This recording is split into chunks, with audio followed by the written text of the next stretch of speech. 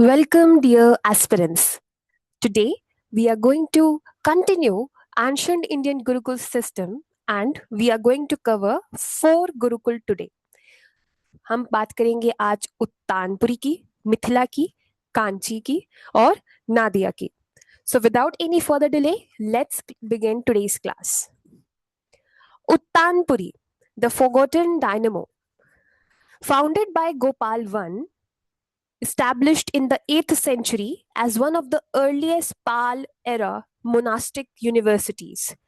ये गोपाल वन द्वारा बनाई गई थी और ये पाल एरा की मोनास्टिक यानी मोनास्ट्री बेस्ड यूनिवर्सिटी है. लॉजिक एंड डिबेट यानी यहाँ पे लॉजिक एंड डिबेट एक बहुत ही इंपॉर्टेंट आप कह सकते हैं ट्रेनिंग होती थी. हाई लेवल ऑफ फिलोसफिकल डिप्यूटेशंस होती थी. Tibetan transmission, a critical early training ground for monks who carried monastic discipline to Tibet. यानी उत्तानपुरी क्या है? एक मोनास्ट्री है. It is not a normal university. ये मोनास्ट्री बेस्ड है और यहाँ पे आप देखेंगे कि मॉन्क्स आएंगे, डिबेट्स करेंगे. यहाँ से ही मोनास्ट्री के डिसिप्लिन्स अपने जो कह सकते हैं थॉट्स है, अपने आइडियाज हैं, वो शेयर करते हैं टू तिब्बत. अगर हम बात करें विक्रमशिला, वल्लभी और उत्तानपुरी की और उसे कंपेयर करें तो देखेंगे कि विक्रमशिला एक तांत्रिक बुद्धिज्म बेस्ड है. एलीट डिबेट होता था. यहाँ पे आके तिब्बतन ट्रांसलेशंस होती थी संस्कृत की और 8th से 12th सेंचुरी में विक्रमशिला मिलता है.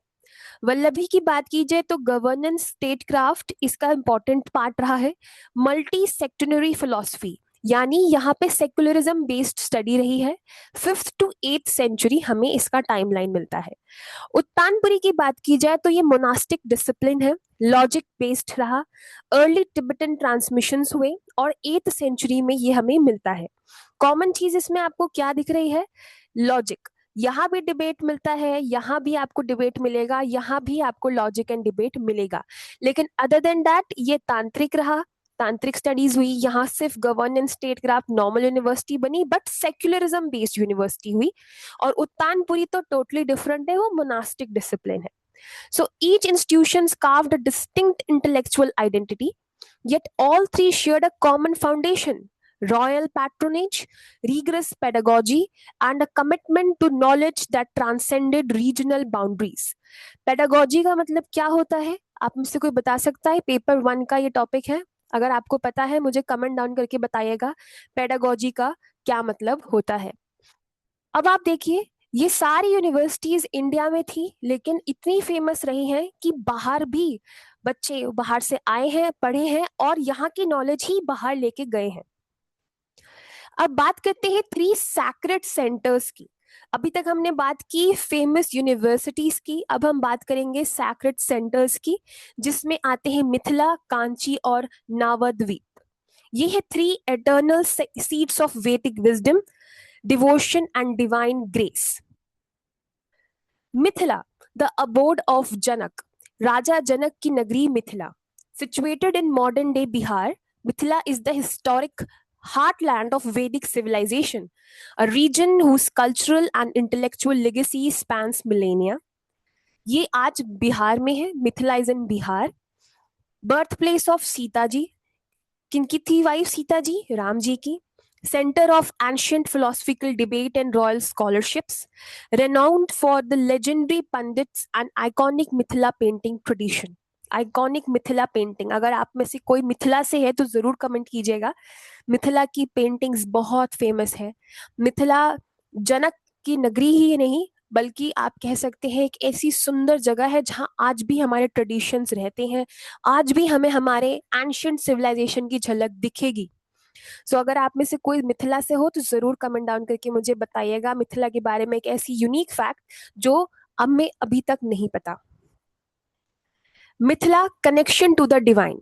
Sacred sacrifices. The land where King Janak performed grand yajna, establishing Mithila as a modern of dharmic kingship, dharma and devotion, a pilgrimage site symbolizing the perfect synthesis of worldly duty, grihast dharma, and spiritual surrender. Eternal references. Mithila remains as an enduring touchstone for wisdom and high level philosophical discourses across generations. तो ये है मिथिला की बहुत important आप देखेंगे aspects. पहला क्या है, सैक्रेड सैक्रिफाइसेस। राजा जनक ने बहुत से यज्ञ परफॉर्म किए हैं और मिथिला को एक धार्मिक जगह बनाया है। धार्मिक जगह का मतलब सिर्फ पूजा पाठ से नहीं है, यहाँ धर्म और डिवोशन एक साथ एग्जिस्ट करते हैं। राजा जनक गृहस्थ होके भी धार्मिक रहे हैं। तो अगर आपको उनकी स्टोरी पता हो तो Raja Janak was married yet he was very spiritual. वो पूजा पाठ भी उतना ही शिद्दत से करते थे जितना वो अपनी फैमिली को मानते थे। अगर आपने सुना हो स्टोरी अबाउट जनक जी और जनक जी के साथ चलिए मैं आपको बताऊंगी story by the end of the class. अभी हम बात करते हैं कांची की। नेक्स्ट जो हमारा इंपॉर्टेंट सेंटर है वो है Kanchi, city of 7 Mokshapuris, the sacred geography. Located in Tamil Nadu, Kanchipuram is one of the 7 Mokshapuris cities believed to grant liberation. It uniquely fuses Shaivat and Vaishnavit traditions within a single sacred landscape. ये क्या है, ये आपके कांचीपुरम तमिलनाडु में स्थित है कांची। और ये वो जगह है जहाँ शैव और वैष्णव, शैव होते हैं वो जो शिव को पूजते हैं और वैष्णव होते हैं वो जो विष्णु जी को आराध्य मानते हैं, वो दोनों एक साथ आते हैं और वहां पे उनका मिलाप है, यानी दोनों वहां को सैक्रेड मानते हैं। अगर आपको स्टोरी पता हो तो एक टाइम था जब शैव और वैष्णव में बहुत ऐसे फाइट होती थी कि कौन सुप्रीम है, लेकिन ये वो जगह है जहां दोनों आके अपना सर झुकाते हैं। की लैंडमार्क्स कौन से हैं, Kailash Kailasanathar temple, oldest structural temple in South India, historical hub for southern philosophical schools, और a magnet for spiritual seekers across tradition। जो 7 मोक्ष के पुरी हैं उसमें से एक है कांचीपुरी का कांची टेम्पल, और ये एक सैक्रेड लैंड रहा है। कैलाश नाथर का टेम्पल भी है यहाँ पे। और अगर आप में से कोई साउथ से है तो वो जरूर जानता होगा कांचीपुरम की इम्पोर्टेंस। एंड यस, ये one of the important centres रहा है इन एंशिएंट इंडिया। अगर हम बात करें कांची के पिलर ट्रेडिशन की तो देखा जाता है कि the architectural grandeur of the Pallava dynasty transformed Kanchi into a living testament to devotional artistry and spiritual depth. Pallava dynasty ने कांची के जो आर्किटेक्चर है उसमें बहुत कंट्रीब्यूट किया है। उसकी डिवोशनल आर्टिस्ट्री, अगर आपने कभी पिलर्स देखा हो कांची का तो उसके पिलर्स पे डिवोशनल आर्किटेक्चर्स हैं। Seat of Vedic learning, a primary center for classical Sanskrit education and Vedic scholarship, drawing students and scholars from across the subcontinent। यहाँ भी आप देखेंगे तो संस्कृत एजुकेशन को बहुत प्राइम रखा गया था। वैदिक स्कॉलर्स आते थे फ्रॉम अक्रॉस ऑल द सबकॉन्टिनेंट्स।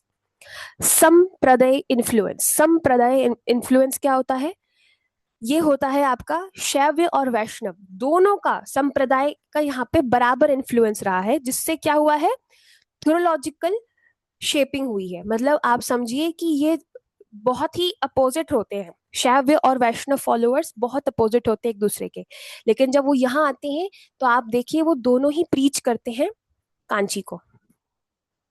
अब बात करते हैं नवद्वीप या नाडिया की, the land of Gaura, birthplace of Sri Chaitanya. Situated in the Bengal, Navadvip is the sacred birthplace of Sri Chaitanya Mahaprabhu, the golden avatar who inaugurated the age of congregational chanting। अगर श्री चैतन्य महाप्रभु आपको पता है कौन है, हमने दर्शन में बात की, तो बताइए कौन से स्ट्रीम ऑफ स्कूल के फाउंडर हैं श्री चैतन्य महाप्रभु। अब हम बात करते हैं नवद्वीप की। ये बंगाल में सिचुएटेड है और इसे माना गया है the birth place of Shri Chaitanya Mahaprabhu. 9 islands, the region's 9 island Navadvip symbolizes the 9 processes of devotional service।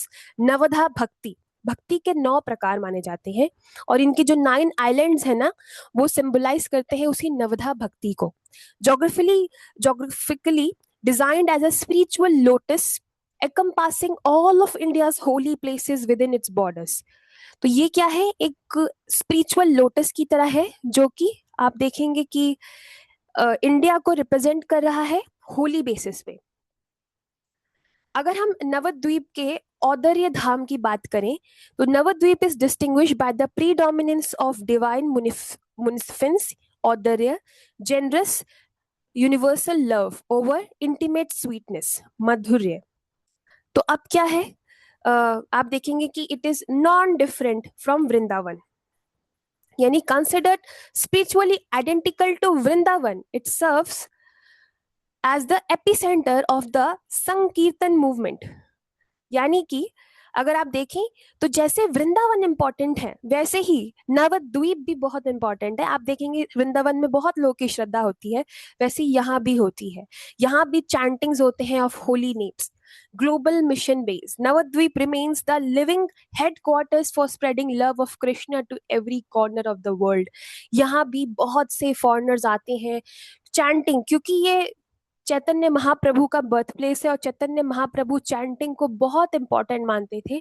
इसीलिए वो कहते हैं कि भाई अगर आपको भक्ति, आपको नाम जप आता है, आपको अगर ये आता है तभी ईश्वर की प्राप्ति होगी। तो इसीलिए ये पूरा जो प्लेस है ना, ये चैंटिंग पे बहुत ज्यादा बिलीव करता है। और आप देखेंगे कि जैसे वृंदावन में आपको राधे कृष्ण आता है, वैसे यहाँ भी आपको चैंटिंग की पावर दिखेगी।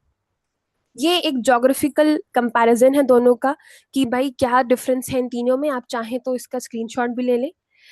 एंड यस, मिथिला और कांची रिप्रेजेंट करती है एंशियंट वैदिक ऑर्डर को, जबकि नवद्वीप क्या करती है भाई, ये बताती है modern movement of universal love. यहाँ चैंटिंग की बातें हो रही है। While Kanchi serves as a historic sanctuary, Navadvip serves as an active, expanding spiritual lighthouse for the current age. अब कांची और मिथिला एंशियंट टाइम्स में जैसे रहे हैं, लेकिन नवद्वीप मॉडर्नली भी बहुत लोगों को इरिलेटिव लगता है। आज भी बहुत से लोग नवद्वीप और वृंदावन जाते हैं क्योंकि उनको वो चीज ज्यादा समझ आती है। इसीलिए नवद्वीप आज भी बहुत फेमस है। कंक्लूजन अगर दिया जाए तो हम यही समझ सकते हैं कि ये सेंटर्स क्या हैं, एक्टिव नोड्स हैं ऑफ ह्यूमन कॉन्शियसनेस। यहाँ फेथ है, हिस्ट्री है, कल्चर है। और ये सिर्फ इंस्टीट्यूशंस या सेंटर्स ही नहीं थे, ये हमारा कल्चर रिप्रेजेंट करता है, चाहे वो तक्षशिला हो, मिथिला हो, नालंदा हो, विक्रमशिला हो, उडुपुरी हो, या हो वल्लभी। आप देखेंगे कि जितने इंस्टीट्यूशन सेटअप हुए वो सब हमें हमारी कल्चर से जोड़ रहे थे, नहीं तो फॉरेनर्स को हमारी कल्चर सिखा रहे थे। तो लाइकवाइज ये सिर्फ ऐसा नहीं होता कि हम सिर्फ पढ़ा रहे थे, हम अपने कल्चर, अपने जनरेशन्स को सुधार रहे थे।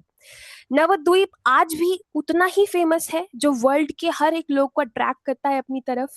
एंड यस, आप यही समझ सकते हैं कि जितने भी अभी तक हमने पढ़े उसमें नालंदा, मिथिला, नवद्वीप और कांची, ये जो है ये आज भी बहुत फेमस है। So yes, that's it for today. और आई होप आपको क्लास समझ आई हो। हमने काफ़ी ऑलमोस्ट कवर कर लिया है, कुछ ही पार्ट बचा है इस टॉपिक का। एंड ये बहुत इजी टॉपिक है, इसलिए हम इसे थोड़ा फास्ट फॉरवर्ड में कवर कर रहे हैं, क्योंकि इसमें ज़्यादा टाइम इन्वेस्ट करने की ज़रूरत नहीं है। थ्योरेटिकल बेस्ड है, मैं ज़्यादा टाइम आपके साथ जो समझने के कॉन्सेप्ट्स होंगे उसमें लगाऊंगी। बट येस, अगर कोई डाउट हो तो प्लीज़ कमेंट कीजिएगा, लाइक शेयर सब्सक्राइब कीजिएगा। और अगर कोई भी जानता है कि पेडागोजी का क्या मतलब है तो मुझे कमेंट करके बताइएगा, क्योंकि ये पेपर 1 का भी पार्ट है। एंड आई वांट कि हम पेपर 1 और पेपर 2 बराबर ही तैयार करें। रादर पेपर 1 आप ज्यादा फोकस कीजिए, क्योंकि जेआरएफ निकालने का एक ही फंडा है, पेपर 1 को पूरा अपना अच्छा करना है।